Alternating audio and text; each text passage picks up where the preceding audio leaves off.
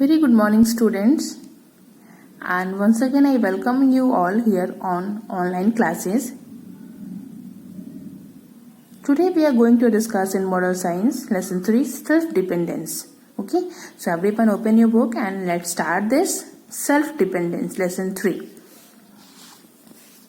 Self-dependence means becoming determined enough to do things yourself. It suggests that you should depend only on your own self and not on others. As you grow up, you should learn to do your work yourself. At first, it seems difficult, but soon you start finding it easy. Self dependence का मतलब होता है आत्मनिर्भर. ठीक है. So see self dependence means becoming determined enough to do things yourself. Self dependence का मतलब ये हुआ है कि आपके अंदर इतना दृढ़ निश्चय हो जाए, इतना आप अपने आप को इस लायक समझने लगे कि आपको ये लगे कि आप खुद से चीजों को कर सकते हैं. It suggest that you should depend only on your own self. इसका मतलब ये होता है कि आपको सिर्फ खुद पर निर्भर रहना चाहिए, नॉट ऑन अदर्स, ना कि दूसरों पे.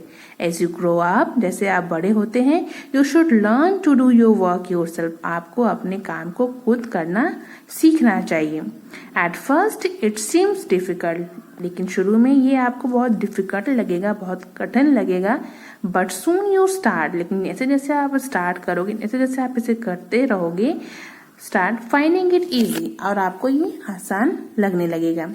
Read the story, following story. यहाँ पे एक स्टोरी दी है जो इस सेल्फ डिपेंडेंस टॉपिक जो आपका लेसन 3 का है उससे रिलेटेड है. So we will do this, we will read this. Reena becomes self dependent. We will know that how Rina becomes self-dependent. Rina was a little girl. She never wanted to do her work herself. Rina एक छोटी लड़की थी, वो कभी अपने काम को खुद से नहीं करना चाहती थी. She always waited for her mother to get her work done. और वो हमेशा अपनी माँ का वेट करती थी कि उसकी माँ उसका सारा वर्क काम को कर दे. She was completely dependent on her mother. वो पूरी तरह से अपनी माँ पे निर्भर थी. One day when she woke up, जैसे ही एक दिन वो सो के उठी, she found her mother in her bed. उसने अपने माँ को बेड पे पाया. Her mother said to her, उसकी माँ ने उससे कहा, I am having fever. मुझे फीवर है.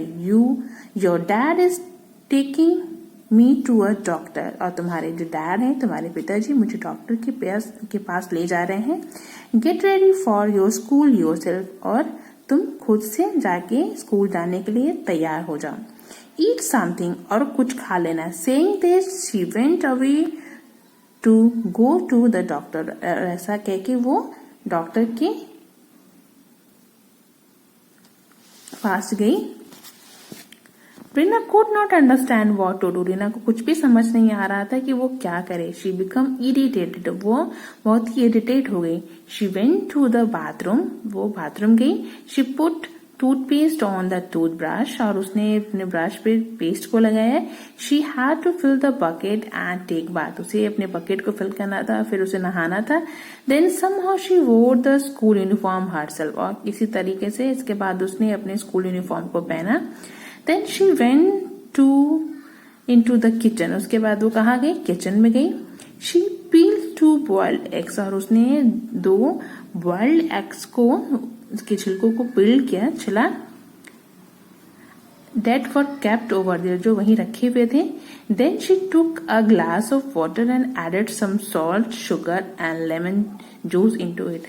और फिर उसने एक ग्लास का पानी लिया जिसमें उसने थोड़ा सा नमक, चीनी और लेमन जूस को ऐड किया. With a tired look on her face, she consumed the egg and the lemonade. और बहुत ही थके हुए और बहुत ही अजीब सा चेहरा बना के उसने वो एग्स को खाया और जो उसने जूस लेमनेड बनाया था उसे पिया. At last, very angrily, she arranged her bag and cleaned her shoes with a piece of cloth. और सबसे लास्ट में बहुत ही गुस्से से उसने अपने बैग को अरेंज किया और एक कपड़े के टुकड़े से, कपड़े की पीस से उसने अपने शूज को साफ किया. Somehow she did all those jobs with her mother used to do for her. और किसी तरीके से उसने उन सारे कामों को किया जो उसकी मदर उसके लिए किया करती थी. As she went towards the door, she found her parents coming. और जैसे ही वो दरवाजे की तरफ बढ़ी उसने देखा कि उसके पेरेंट्स आ रहे हैं. She was informed that doctor had advised 4 days bed rest to her mother. और उसे बताया गया कि डॉक्टर ने उसकी माँ को एडवाइज किया है कि उन्हें कम्प्लीटली 4 डेज का बेड रेस्ट लेना होगा. After returning from the school, she had to do various jobs and help her father in the kitchen. Schools के आने के बाद उसे बहुत सारे कामों में अपने पापा की हेल्प करनी पड़ती थी. This routine continued for 4 days. और ये जो रूटीन था कि ये खुद से अपने कामों को करना, खुद से रेडी होना, ये कैसे 4 दिन तक चलते रहे. After 4 days Reena said to her mother. और 4 दिन के बाद रीना ने अपने माँ से कहा, now I enjoy doing my jobs my self. मैं अपने काम को करने में अब इंजॉय कर रही हूँ. इन फ्यूचर और भविष्य में I will always do them my self. और मैं इन्हें अपने से करूंगी. Her mother become very happy. और ऐसे सुनकर उसकी माँ बहुत खुश हो गई. एंड सेड, उसने कहा, वेरी गुड रीना, बहुत अच्छा Reena. Now you have become self dependent. और अब तुम क्या हो, आत्मनिर्भर, सेल्फ डिपेंडेंट हो गई हो. Okay, so children, you should also learn to do your work yourself. You all should try to reduce the work burden of your mothers as they already work a lot. इस story का सिर्फ एक ही ये उद्देश्य है कि आपको जो काम आप खुद से कर सकते हैं वो छोटे मोटे काम आपको अपने लिए कर लेना चाहिए. क्योंकि your mother have already lot of work. आपकी मदर के पास खुद भी बहुत सारे काम रहते हैं. सिर्फ वो आपके लिए रिस्पॉन्सिबल नहीं होती हैं. And she is responsible for whole family and each of the member of the family. वो परिवार के सभी सदस्यों की रिस्पॉन्सिबल होती हैं. तो ये हमारा काम है, ये हमारा कर्तव्य. It is our responsibility towards her कि हम जिन कामों को हम कर सकते हैं उन कामों को हमें कर लेना चाहिए. हमें पूरी तरह से अपने मदर पर डिपेंडेंट नहीं रहना चाहिए. ठीक है. रीना की माँ जब बीमार हुई, इससे पहले रीना पूरी तरीके से अपने माँ पे डिपेंडेंट थी. लेकिन माँ जब बीमार हो गई तो उसने धीरे धीरे अपने कामों को खुद से करना सीखा. और उससे ये समझ आ गया कि ये मेरा काम है, मुझे ये करना चाहिए.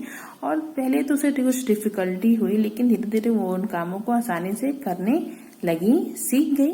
तो उसे समझ में आया कि मैं इन कामों को कर सकती हूँ. तो सेम वे में students, we should also know what is our responsibility towards our mother, and whatever the things we can do, we should do. Okay, so next we will do the question answer and fill in the blanks of this lesson.